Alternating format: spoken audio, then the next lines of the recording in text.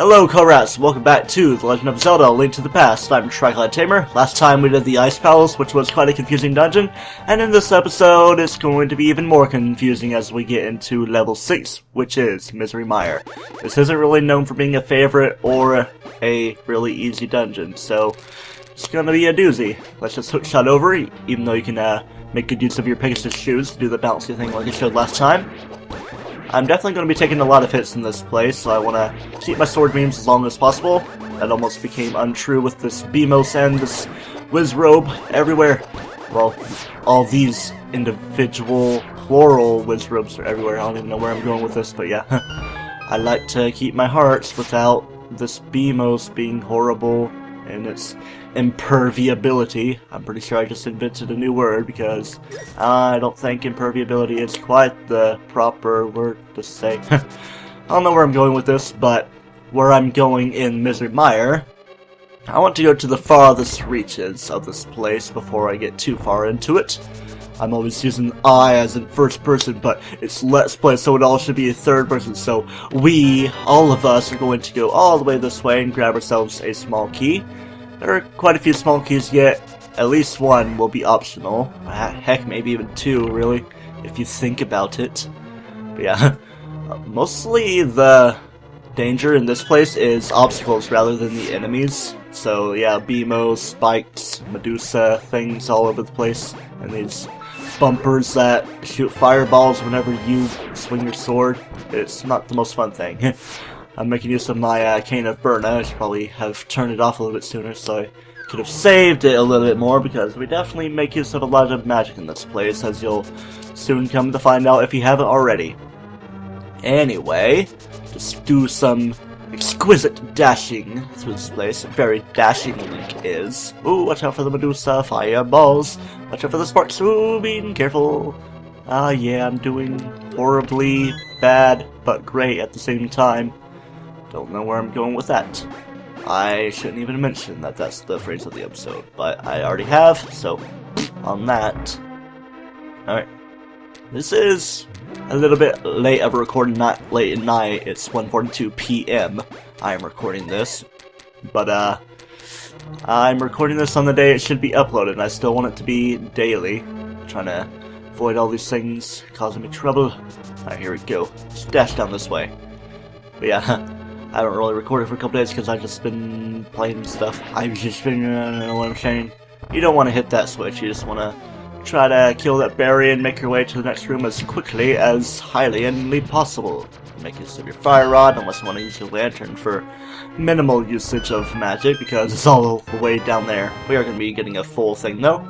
Got the compass here. We're going to be getting the dungeon map a little bit late into this. Did I say dungeon compass a minute ago? I don't know. But yeah, come down this way, you got these weird slug things. They're kind of like sluggy bomb tubes, unless they are bomb tubes, which I am not sure about. This is the time where it comes up on screen, oh well. As soon as you come up this floor with your full magic dart, don't fall down the hole, and toss this. I'm trying to be better about that, but no, I wasn't really doing a strategy thing that I figured out I could do by pushing the block. You could still phase through the stuff. I'm running out of magic, oh well. This is quite the timed puzzle though. You want to get all this stuff going. I'm almost tempted to restart the episode and get even more efficient with how I'm doing things, but oh well, this is par for the course, I guess. Got the shaking going on, probably don't even see it on the screen. I'm looking at my HPVR2 stuff and it wasn't showing it. Like, 60 frames per second wasn't cooperating, it's 59.94. So Hospital the Elder, you must burn the torches and braziers and stuff, but that has already happened. Let's hop down this hole that has opened up for us, and we can grab our big key. Fantastic. Now, the dungeon is going to play some Jedi mind tricks on you, waving my hand around. You will not go through that big key door because there's stuff for you to get. Repeat after me. I can just imagine like a Star Wars kid show, as if it's not really kid-ish movies, but yeah. Repeat after me. These are not the droids we're looking for. I don't know, I'm just using my imagination, letting it run wild, running rampant. Got another key you can grab, but with these couple keys, one of them can be optional. so annoying that I have to wrap yourself around. Not really annoying, but yeah. This dungeon tries to make things as inconvenient as possible, and speaking of inconvenient, this isn't where I want to go, even though there's that locked door there. I want to do things a little bit differently, because the item of the dungeon is to be approached in a different manner. Different mannerisms about this. Switch over to magic powder, ploop, there we go. With our full health, we want to switch over to our hook shot and have to be ready immediately. Got these walleyes. Reminds me of Walleye Warehouse based off of Walleye the Fish. You got the Cane of Samaria. It will be very helpful if you make proper use of it. What a mysterious cane. So now with these couple canes that Link has, he can be the ultimate pimp, whatever. Just imagine Link being a pimp daddy or whatever, and all the maidens are following him. You got the dungeon map right there. I could have done that with things like that, but that skull door thing would have been open. Hold the door. Anyway, no spoilers here, even though it might be hinted to it by that. I won't tell what it would be part of. Anyway, let's be careful not to be hit by stuff. Of course, I'm not heeding my own advice. Got a bunny sparkle there. Sheesh. Anti-fairy, why are you doing this to me? Why you do this? Come on, I'm running low on magic. Getting entirely inconvenienced. I'm saying inconvenient in a really weird way. It's like inconvenient. But it's convenient that you can refill your magic jar right there. Or your magic with that magic jar. I'm just not saying things the greatest way possible. I'm sorry, I'm not the most cunning linguist. There I go by saying that. This room is entirely optional in that you can use your optional key to open it. Any of the keys could be considered optional. Go for whichever ones you want. Most likely the one over the spike bed that you would have to forego if you didn't want to. So pretty much the only time we need to use the Cane of Samaria is right here. If I can get it just right. Yeah, it's kind of weird. Pushing it all over the place. Come on. Get you there. No. It's a weird spot that has to be on, even if it looks like it's touching, it doesn't really do it exactly. How far am I recording? 8 minutes. It might be more like 7 minutes. Okay, this actually isn't really being too bad, even though things are a different kind of crazy in this dark area. There we go, get a full fairy. I don't even need to do much in this room. It seems like there's something involved in it, but there isn't really. Oh man, this is probably the most annoying room for me. This is spike trap moving back and forth. At least I'm not getting hit by it. I don't need to worry about getting hit by it right now because I am going past it. Alright, let's be careful here. Let's see if I can dash right through in a very exquisitely great manner. Drop a bomb and then toss my boomerang. Please let it be convenient. Okay, I guess the bomb was deciding not to be cool. Okay, these things are starting to move. Toss it. I'm just trying to get in here. I don't even need to go this way. Trying to show it for the hay of it. I'm surprised I'm doing these dungeons in a lot shorter of time than I really expect to. I should not be grabbing all these rupees when I'm at 999. I'm pretty sure this is the first time I am at 999. I've been at 999 for a while in the GBA port in practice. Alright, there we go, having my trouble. See, it's not really letting me use my Pegasus shoes, and then there's the anti-fairy being blah. Oh well, let's just use my invincibility frames and move along. Nothing to see here. I want to get you out of here if I can kill you.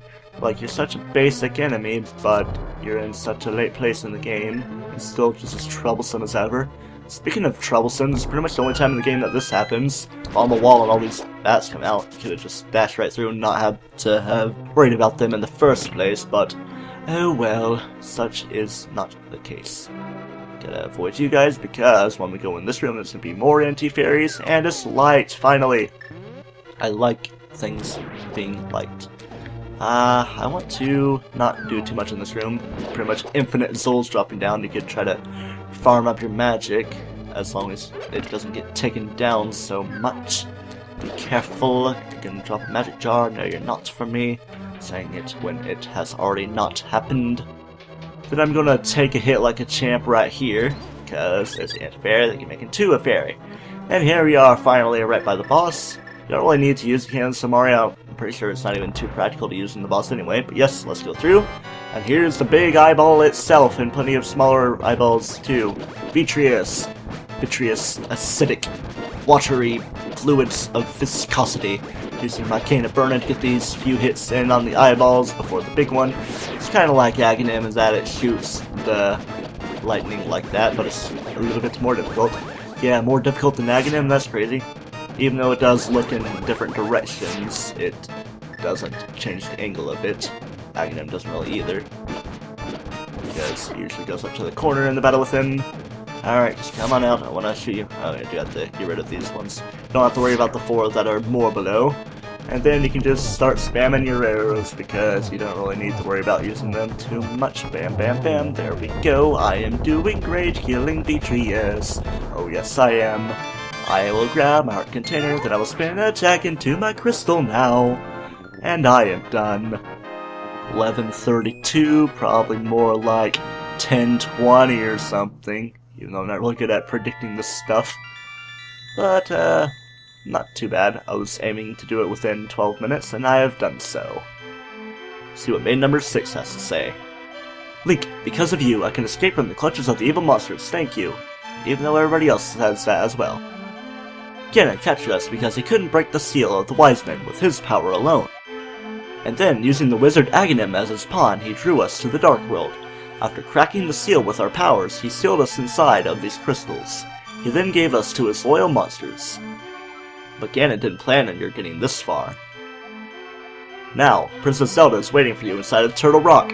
Please hurry. Do you understand? I understand the rush. May the way of the hero lead to the Triforce. Alright.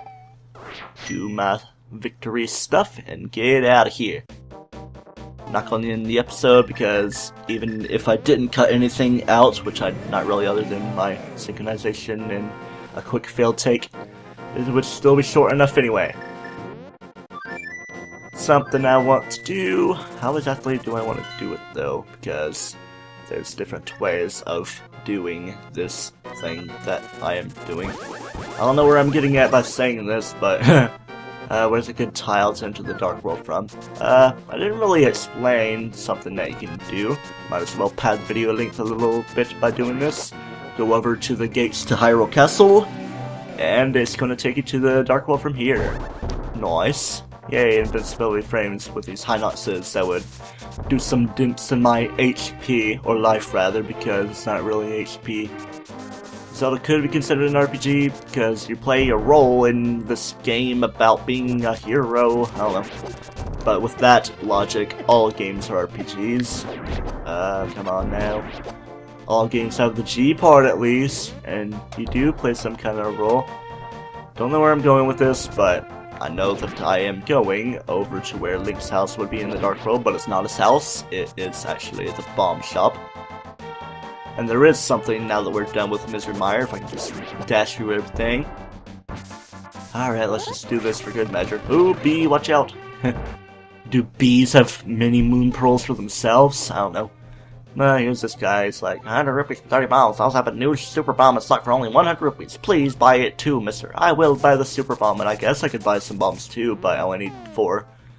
Alright, this is a thing that you can do. You don't want to do any strange movements with the super bomb, such as dashing with the Pegasus shoes. I'm pretty sure even getting hit by enemies is gonna cause you trouble as well. Ooh, don't set up a chain reaction. Give myself a heart so I can have my sword beams, but let's not lose them so quickly though.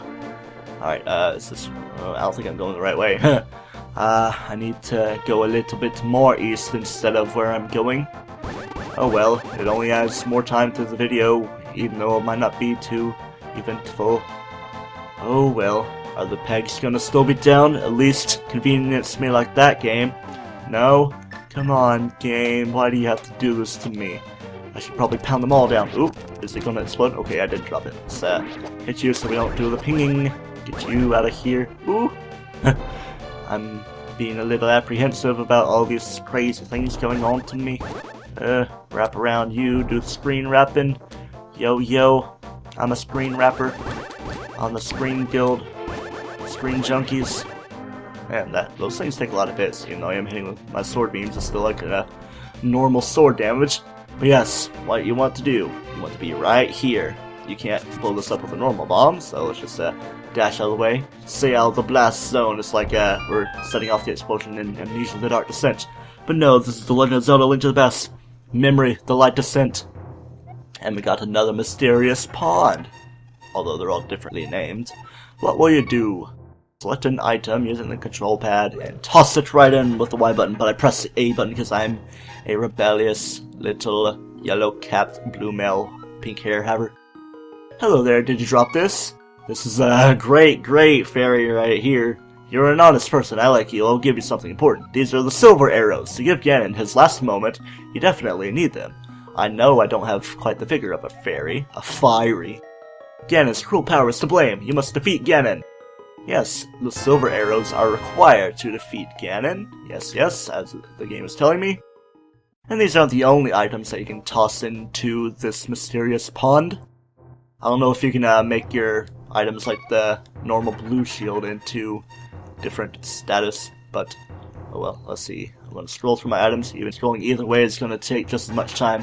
I was thinking scrolling left would take a lot of time, but would seem to have taken a little bit less time. Yes, we gotta throw in our sword.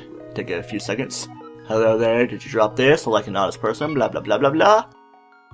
But yeah, if you do drop your sword, you get the golden sword. It's stronger, and you can feel its power throbbing in your hand. I don't want to talk about things throbbing in my hand around this great fairy. But I don't really want to dwell too much on that. Yes, the golden sword is the most powerful sword in the game. I'm soaring over my words, so I should probably end the episode. We got a long trek to level 7 in the Dark World. It's going to be Turtle Rock, a dungeon that people tend to like, even if it may be a little bit difficult. And we will be doing it next time on Let's Play The Legend of Zelda: Link to the Past. Gonna take a little while to get there though, so we might actually split the dungeon itself into a couple episodes. That'll be interesting, but it is the final maiden that we need to get before we take on Ganon. And that maiden will be none other than Princess Zelda herself. Till next time, don't toast yourself.